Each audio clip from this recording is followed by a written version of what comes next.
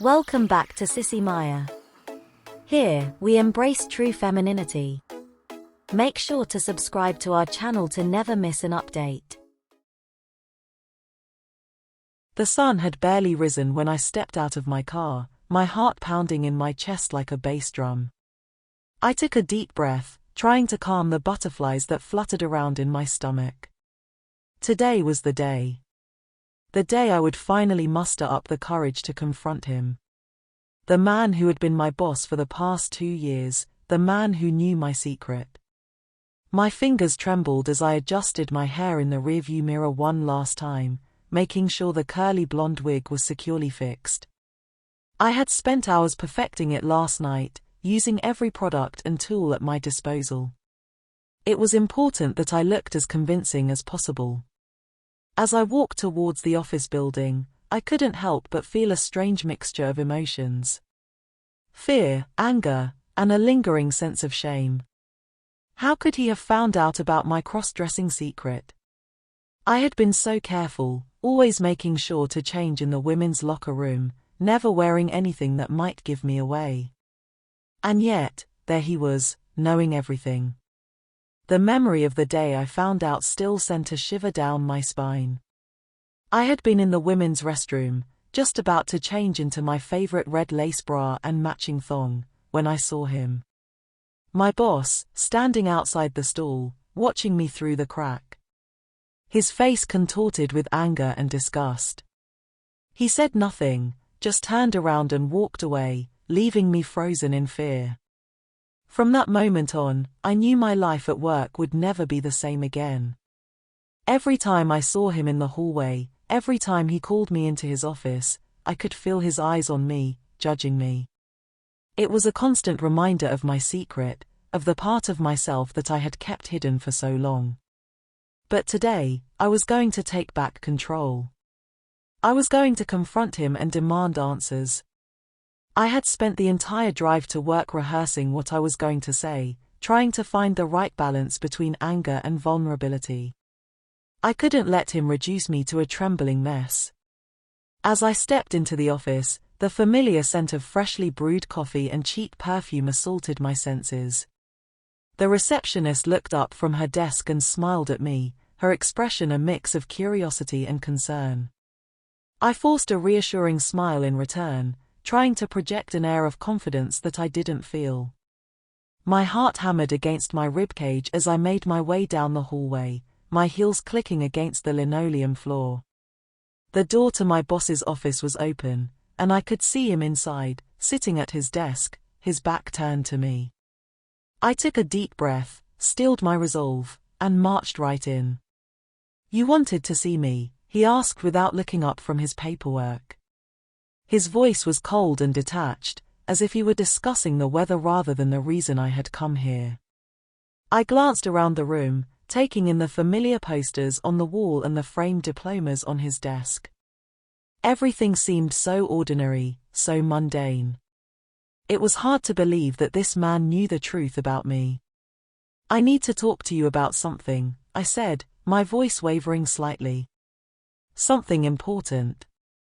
He finally looked up at me, his eyes boring into my soul. "Okay," he said slowly, his expression unreadable. "What is it?" I took a deep breath and forced myself to meet his gaze. "How did you find out about my cross-dressing?" I demanded, my words coming out in a rush. "How long have you known? And why didn't you say anything?" His face flushed with anger, and he slammed his hand down on the desk. "I've known for months," he snarled. "I saw you in the women's locker room one day. You were careless.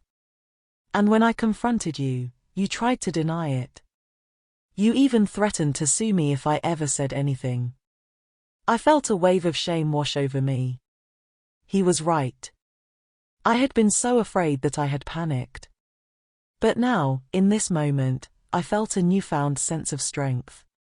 I wasn't going to let him control me anymore. "Well," I said, trying to keep my voice steady, "I guess things have changed. I want to know why you're blackmailing me. What do you want from me?" My boss leaned back in his chair, steepling his fingers together as he considered his response. "I want you to stop," he said finally. "I want you to quit cross-dressing at work. I don't want my employees walking around in women's clothes. It's unprofessional, and it makes the rest of us look bad." I felt a surge of anger rise within me. "And what if I don't?" I challenged. "What are you going to do? Fire me?" He smiled coldly. "Yes," he said. "I'm afraid I will have to. I can't have someone like you working here. It's not good for business." I took a step forward, my hands balled into fists at my sides. "You can't do this," I hissed. "I have rights. I've never missed a deadline, I've always been a top performer. You can't just fire me because you don't like who I am on the weekends." "Watch me," he said, his voice steady. "I've built this company from the ground up, and I'll do whatever it takes to protect it. Including getting rid of someone like you." The words cut deep, but I refused to show any weakness.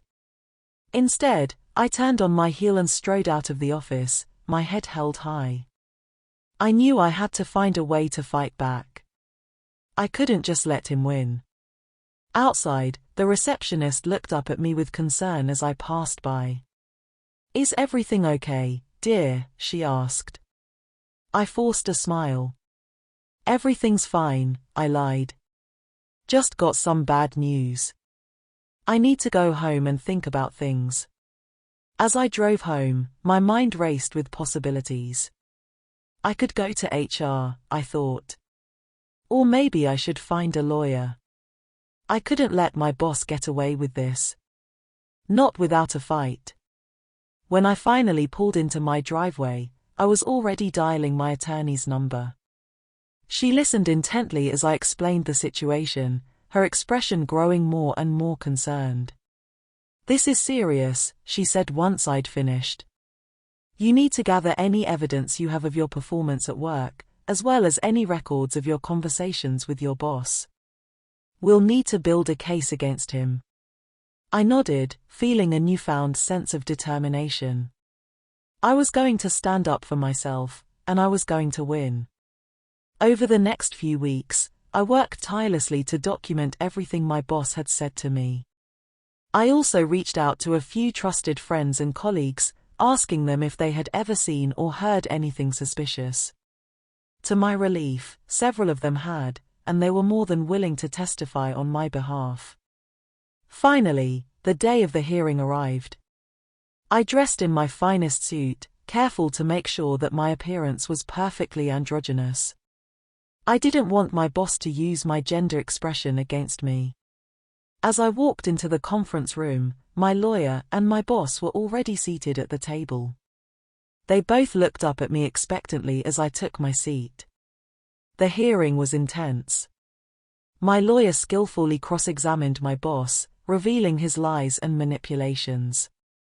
She also called upon my friends and colleagues as witnesses, who testified to my good character and outstanding work ethic. It became clear to everyone in the room that my boss was simply trying to protect his own image at the expense of an innocent employee. After hours of testimony, the panel adjudicating the case finally announced their decision. They ruled in my favor, finding that my boss had engaged in unlawful discrimination and harassment. Not only was I to be reinstated to my position with back pay, but my boss would also face disciplinary action up to and including termination. As I left the hearing, a weight seemed to lift off my shoulders. I had fought for my rights and won. And while I knew that there would still be challenges ahead, I felt a newfound sense of empowerment and resilience. I was no longer afraid of who I was or what others might think of me. I was just me, and that was enough.